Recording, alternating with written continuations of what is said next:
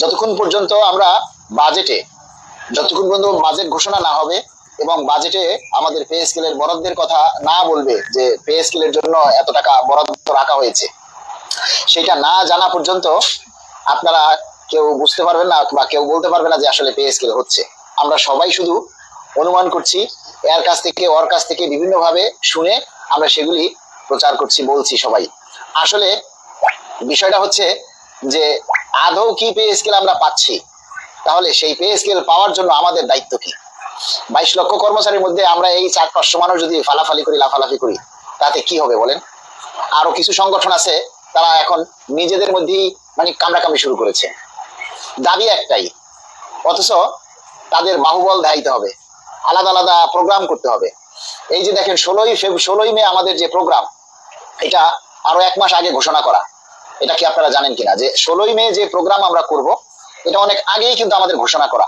দাবি আদায় ঐক্য পরিষদ সেটা জানে, তারপরও তারা 15 তারিখে এসে সংবাদ সম্মেলন ঘোষণা করেছে। এটা কি ঠিক আপনারা বলেন? এতে কি মানুষ বিভ্রান্ত হচ্ছে না? যে এখন কিছু মানুষ আমাদেরকে প্রশ্ন করছে যে ভাই প্রোগ্রাম কি 15 তারিখ নাকি প্রোগ্রাম 16 তারিখ?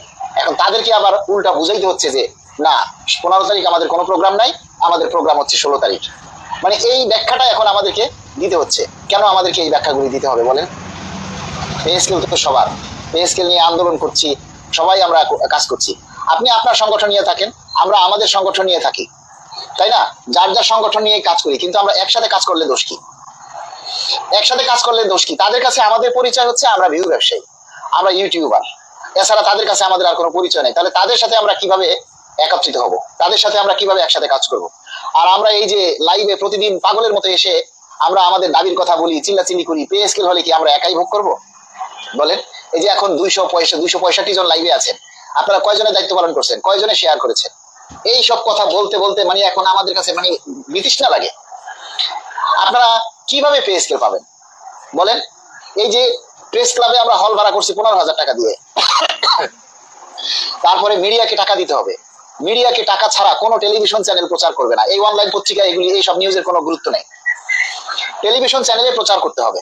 টেলিভিশন চ্যানেলে যদি প্রচার না করে তাহলে এগুলি কোনো গুরুত্ব নেই। তাহলে টেলিভিশন চ্যানেলকে টাকা না দিলে কেউ তারা প্রচার করবে না। টেলিভিশন সেই মিডিয়ার জন্য খরচ আছে, সাউন্ড সিস্টেম আছে, আরো অনেক ব্যাপারগুলি আছে, যে খরচগুলি আছে।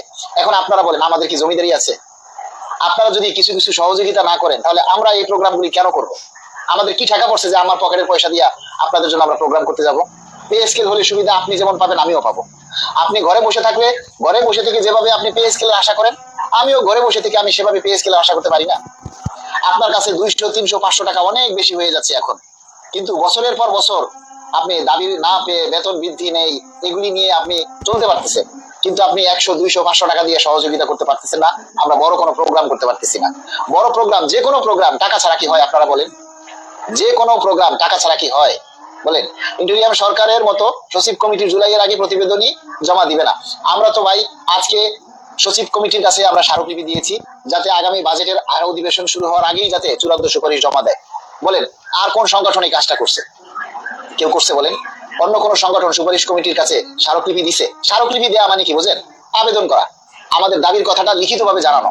এখন আমরা বকবক করতেছি, কথা বলতেছি, এটা ওনার কানে নাও যেতে পারে। এই কথাগুলি যদি ভাইরাল হয়, একেবারে মিলিয়ন মিলিয়ন ভিউ হয়, তখন সরকারের নজরে আসবে। কিন্তু আমাদের তো সেরকম মিলিয়ন মিলিয়ন ভিউ হয় না, কারণ আমাদের তো সেরকমের মানে কর্মচারী নাই, আমাদের তো পে স্কেল খাওয়ার লোক নেই। সবাই ভালো আছে, কারো পে স্কেল দরকার নাই, সবাই ভালো আছে। কারো দাবি করারও দরকার নাই, কারো রাস্তায় নামারও দরকার নাই, কারো একটা দাবি প্রচার করারও দরকার নাই, সবাই ভালো আছে। এই সেজন্য আমাদের প্রচারগুলি, আমাদের দাবিগুলি এরকম প্রচার হয় না। তাহলে সরকারের কাছে, সচিবদের কাছে আমাদের দাবির কথাগুলি কিভাবে পৌঁছাবো? সেটা আমরা লিখিতভাবে আবেদনের মাধ্যমে তারপরে আমরা দাবিগুলো পৌঁছাইতে হবে। আজকে আমরা 10টা সচিবের কাছে, সুপারিশ প্রণয়ন কমিটিতে যে 10 জন সদস্য, সেই 10 জনের কাছেই আমরা স্মারকলিপি দিয়েছি, আমাদের দাবির কথা জানিয়েছি, যাতে আগামী বাজেটের আগেই, অধিবেশনের আগেই যাতে চূড়ান্ত সুপারিশ জমা দেওয়া হয়। সেই দাবিটা আপনাদেরকে ভাইরাল করতে বলেছিলাম, যে আমরা যে স্মারকলিপি জমা দিয়েছি সেই দাবিটা আপনারা ভাইরাল করেন, যাতে সরকারের নজরে আসে, আরো বেশি গুরুত্ব দেয়। কয়জনে ভাইরাল করছেন? সেই পোস্টগুলি কয় হাজার মানুষের লাইক করছেন, কয় হাজার মানুষের শেয়ার করেছেন?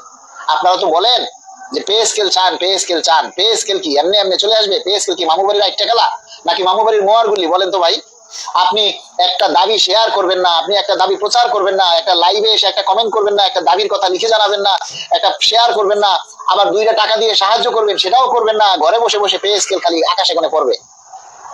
বলেন, পে স্কেল কি আকাশে কোণে খালি লাফাই লাফাইয়া পড়বে? আপনারা এটাই মনে করতেছেন?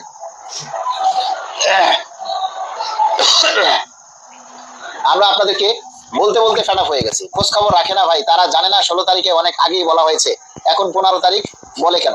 না না, 15, আমরা তো 16 তারিখের প্রোগ্রাম ঘোষণা করেছি অনেক আগে, সেটা জেনেও কেন তারা তার আগের দিন প্রোগ্রাম তারা ঘোষণা করলো? কেন তারা 15 তারিখে সংবাদ সম্মেলন ডাকলো? আর 15 তারিখে সংবাদ সম্মেলন করে কি উদ্ধার করবে আমাকে বলেন? সমাবেশ করতে তাও একটা কথা ছিল, সংবাদ সম্মেলন করে 15 তারিখে কি উদ্ধারটা করবে আমাকে সেটা একটু বলেন আপনারা।